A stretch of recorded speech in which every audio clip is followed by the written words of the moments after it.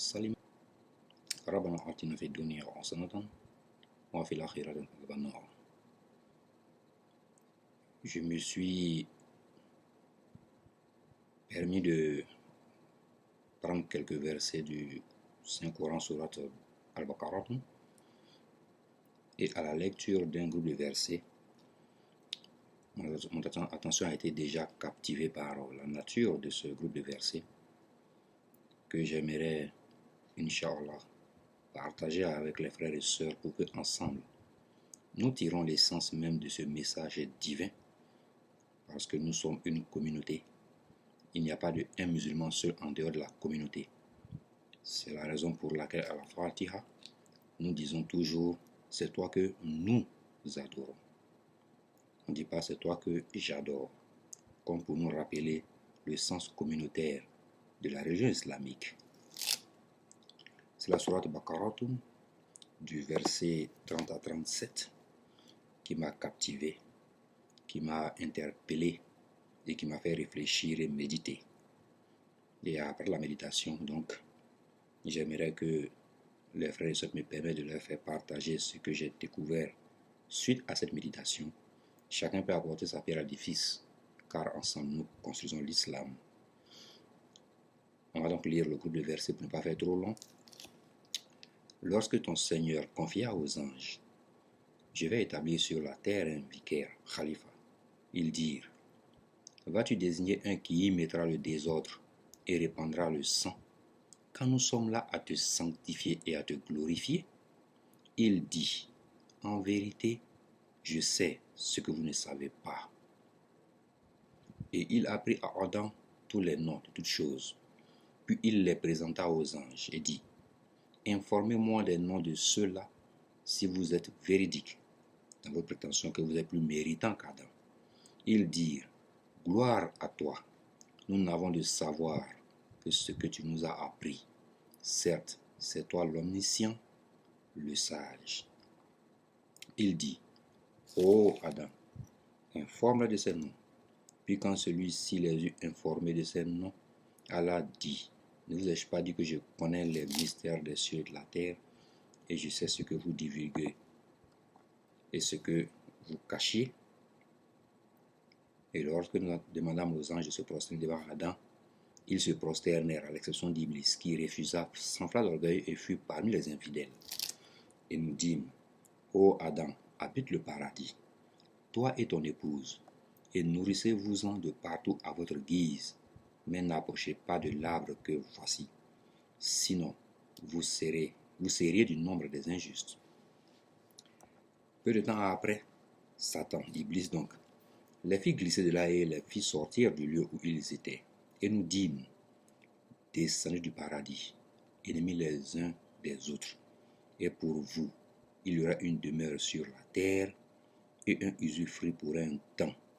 Puis Adam reçut de son Seigneur les paroles et Allah agréa son repentir, car c'est lui, certes, l'accueillant au repentir, le miséricordieux. Ici donc, on voit bien que Allah nous informe d'une situation qui a eu lieu alors que nous n'étions pas présents. Il a créé l'homme pour en faire le khalifat, le vicaire de la terre. Donc Allah nous informe que nous sommes là pour une mission bien précise. Il nous a donné la garde de la terre. Déjà, il nous informe que nous serions des habitants de la terre. Mais pourtant, il met en test, il met en épreuve Adam déjà au paradis. On voit donc bien que Allah avait déjà planifié tout. Et c'est nous qui sommes ignorants de ce qu'Allah avait planifié. Et c'est normal, car c'est lui le maître absolu de toutes choses. Mais il y a une chose primordiale qui frappe le musulman dès qu'il arrive à cette partie et qu'il lit ce passage du Coran. Allah informe les anges de ce qu'il va faire. Alors qu'il nous a toujours dit qu'il fait les choses sans la permission de personne. Donc il ne faut pas que ici un musulman trouve que Allah demande une forme de permission ou une forme d'avis avant d'exécuter quelque chose. C'est juste parce que les anges lui sont obéissants, fidèles, qui le sanctifient, qui leur fait comprendre que je vais créer un être qui sera plus supérieur que vous, mais pas dans ce que vous pensez qu'il sera supérieur. Il y a autre chose qu'on va découvrir plus tard, mais il y a une chose qui est poignante dans cette affaire. Les anges, même avant qu'on ne crée l'homme, avaient déjà la connaissance de que sera l'homme. Parce qu'ils disent, vas-tu y désigner un qui y mettra le désordre et répandra le sang? Vas-tu y désigner un? Ici, ils ne disent pas l'homme. Ils disent même pas, ils disent pas d'un vicaire. Comme si avant le vicaire, aujourd'hui qui est l'être humain, il y a eu d'autres créatures qui ont géré la terre et qui ont justement répandu le sang et créé le désordre. Donc les anges ne disent pas cette phrase parce qu'ils savent, ils disent cette phrase parce qu'ils ont su, parce qu'ils ont été témoins de la présence d'autres créatures qui ont fait ça. Et sûrement, allons dans le Coran après, que je peux vous remplacer par d'autres créatures. Et souvent il dit, pour ceux qui sont venus avant vous, et je peux vous enlever la surface de la terre pour créer, pour faire d'autres créatures, pour vous remplacer.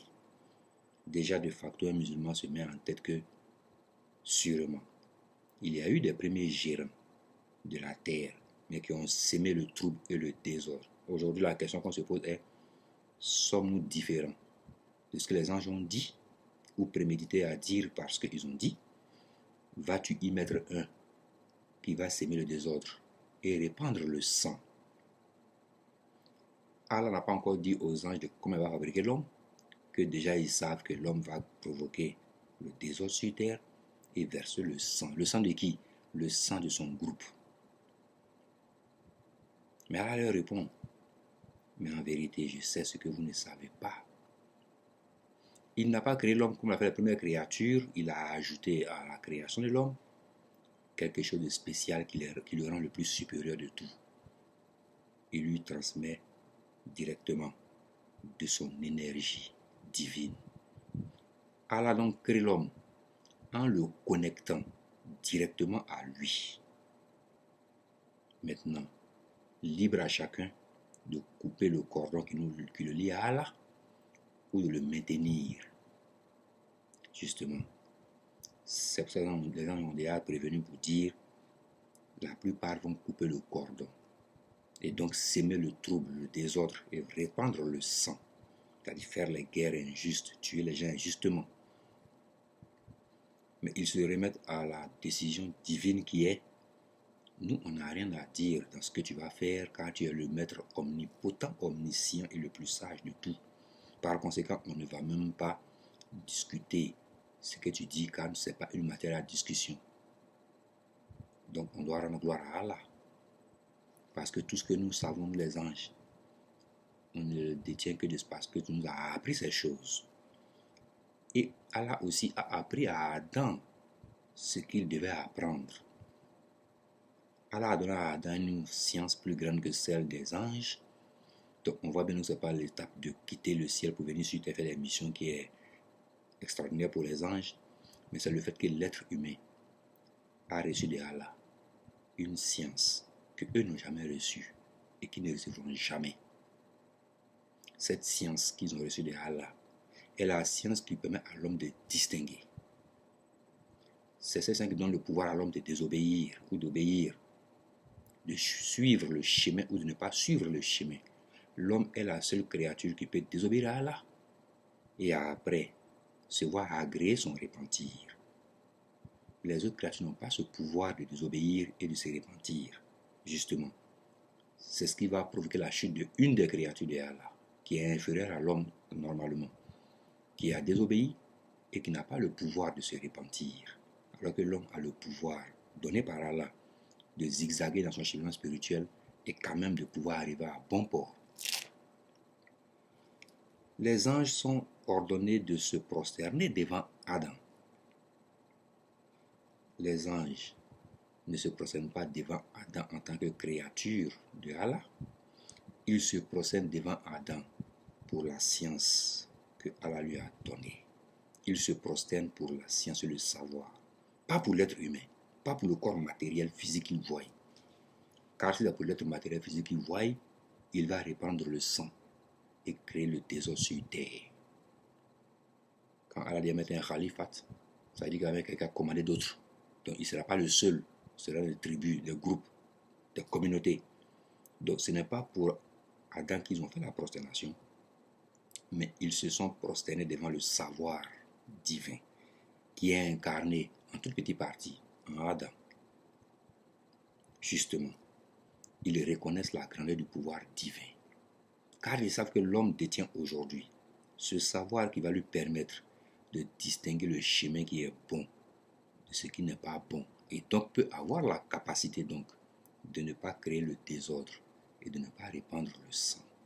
Si tant est bien qu'il suit le chemin divin, il ne fera pas ce pourquoi on a eu peur quand Allah a dit qu'il va créer un khalifat. Iblis, lui, refuse de se prosterner devant Adam, car lui ne voit pas le savoir pour lequel on doit se prosterner, mais lui, il regarde l'être physique matériel, et il dit, Allah même m'a enseigné de ne jamais prosterner pour autre que lui. Je ne peux donc pas me prosterner devant Adam. Lui, il ne pense pas au savoir de Adam qui vient de Allah. Il décide que lui, il ne peut pas se prosterner pour autre que Allah. Mais Allah lui a répondu, si tu étais ceux qui obéissaient ou qui croyaient, tu aurais obéi à mes commandements, comme l'ont fait les anges. C'est parce que tu ne crois pas que tu n'as pas obéi. Donc déjà, tu as commencé à mettre dans ton esprit le doute, Satan, Iblis, alors que tu étais le plus proche de moi. Mais tu n'as pas reçu le savoir que Adam a reçu. Donc ton orgueil, croyant que tu sais beaucoup de choses parce que tu étais le seul, pratiquement comme on dit dans les hadiths, qu'il a mis son front sur toute surface de la terre. Il a fait plus de rukou et de sujud pour Allah, mais malheureusement pour lui, il n'a pas vu la science et la sagesse derrière la création de l'homme. Lui, il a vu la création de l'homme en tant qu'entité matérielle et physique. Comme pour nous dire, ne juge pas les êtres humains par leur physique ou ce que tu vois d'eux, car à l'intérieur de lui, il y a l'être le plus intime, qui est cet être intime qui est souvent connecté à Satan même, ou connecté à Allah. Donc ne regarde pas le physique de quelqu'un pour porter un jugement sur lui. Regarde d'abord dans son cœur avant de décider si oui ou non il doit être quelqu'un que tu dois reconnaître comme un être humain sincère et sérieux. Déjà, Allah nous indique déjà que le fait de refuser, de regarder dans le cœur de quelqu'un pour prendre une décision après avoir dans son cœur, est une forme de désobéissance et qui peut justement mener au désordre. C'est ce qui est arrivé entre les humains après. Car d'autres ont eu la peau différente d'autres en couleur, ont donc décidé que l'élément le plus important pour l'humanité se classifier était la couleur de la peau et non la couleur du cœur qui est le même cœur pour chaque être humain. Car quelle que soit la couleur de la peau, on a tous la même couleur de sang. Donc le sang qui verse sur la terre, comme l'ont dit les anges, quand du sang est mélangé sur la terre, nul être ne peut dire que ce sang provient d'une peau noire, d'une peau blanche, d'une peau jaune, etc., etc. Donc, Iblis, en refusant de te prosterner devant Adam, tu refuses la connaissance que moi je détiens. Car Adam n'est rien d'autre que l'incarnation de mon savoir, en une petite partie, une infime fraction de mon savoir. Tu refuses de reconnaître le pouvoir de mon savoir en refusant de te prosterner devant Adam. Car ce n'est pas pour Adam que tu te prosternes, c'est pour reconnaître ma puissance et mon pouvoir. Donc tu refuses mon autorité, tu as désobéi. Et pourquoi tu refuses mon autorité? Parce que tu penses que toi, ta création, toi, créature, tu es supérieur à ce que je viens de créer. Alors que je t'informe que ce que je viens de créer est plus grand que toi en connaissance. Donc tu dois du respect au savoir qui incarne, qui se dégage de l'être humain que je viens de créer. Donc ce n'est pas pour Adam que tu te prosternais en fait, mais c'était pour reconnaître mon autorité et mon pouvoir sur toi. Maintenant que tu as désobéi à mon pouvoir sur toi, tu es banni à jamais.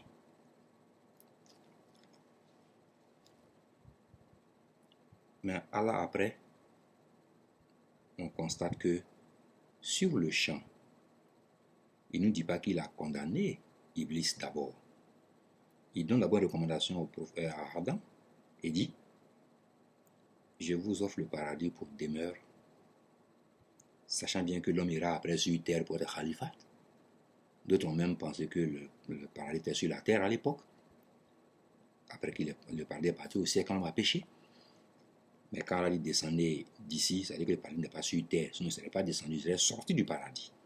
Bien, ça c'est une parenthèse. Donc Adam doit habiter le paradis. Et il fait ce qu'il veut. Le paradis n'est pas un endroit que l'homme entretient en tant que tel par des actions physiques comme on le pense parfois. Parce que dans la Bible on dit que Adam devait cultiver la terre du paradis, non. Adam devait parader au paradis grâce à son savoir. Il devait parader au paradis pour apprendre. Il devait parader au paradis pour confirmer le savoir divin qu'il a reçu. Malheureusement, juste quelques temps après, il va chuter aussi lui. Mais Allah doit mettre en épreuve Adam pour que nous sachions ce que ça veut dire une épreuve. Parce que la plupart des musulmans aujourd'hui ne voient plus les épreuves, mais ils voient des problèmes. La notion de l'approche de la sémantique du mot que j'emploie détermine ma réaction vis-à-vis des situations. Moi, dans ma tête, je n'ai aucun problème, mais je sais que à chaque jour suffit sa peine et que chaque instant de ma vie, je dois forcément franchir les épreuves qui viennent de Allah parce que j'ai décidé d'aller vers lui et que je n'irai pas vers lui sans passer par des épreuves. Tu ne peux pas arriver à l'université sans passer par les classes et passer les classes étape par étape, c'est impossible. Il faut passer chaque classe pour arriver jusqu'à l'université. Donc c'est des épreuves que tu fais chaque jour de ta vie pour après te retrouver à l'université. Par conséquent, Adam doit comprendre que dès qu'il est créé, l'épreuve commence. La création d'Adam lui-même, après son réveil de sa création, est la première épreuve. La seconde épreuve qu'il a, c'est de recevoir un savoir divin qu'il doit contrôler, qu'il doit maîtriser, qu'il doit appliquer. C'est dans l'application que Adam a failli. Nous, les êtres humains venus après lui, c'est dans la maîtrise qu'on a failli. Ceux qui vont venir après nous, ils ne vont même pas connaître. Entre eux, les animaux sauvages, la différence est qu'eux, ils parlent un langage codé entre eux qu'ils comprennent et que les animaux parlent un autre langage. Sinon, ils seront même pires. C'est une parenthèse. Mais Allah donne une recommandation à Adam. Il lui dit, dans ce paradis-ci, dans ce lieu-ci paradisiaque, comme tu le vois, c'est attirant et c'est beau. Mais je te donne une preuve pour voir si tu as vraiment assimilé les leçons que je t'ai données. Quand tu fais en classe, après les chapitres, on te pose des questions. La seule question qu'on a posée à Adam était tout ce qui est dans le paradis est licite, à ta guise, comme tu le désires. Mais attention, ne t'approche même pas de celui-ci, cet arbre-ci. En fait, ne t'approche même pas de ce désir-ci. Allah nous informe que les restrictions doivent être posées dans l'esprit dans un ordre bien précis pour éviter la chute que Adam a connue. On a déjà dit dans l'origine de la chute céleste. Si Adam s'était posé la question de comment est-ce que je vais expliquer à Allah si il me demande de pourquoi j'ai touché le fruit défendu, comme on le dit, ou bien cet arbre, que lui répondrai-je? Je répondrai, je ne peux pas lui expliquer. Alors je ne m'approche pas de l'arbre, car je ne saurais pas expliquer le pourquoi de l'approche de l'arbre. Mais Adam s'est demandé, pourquoi Allah m'interdit-il de m'approcher de cet arbre?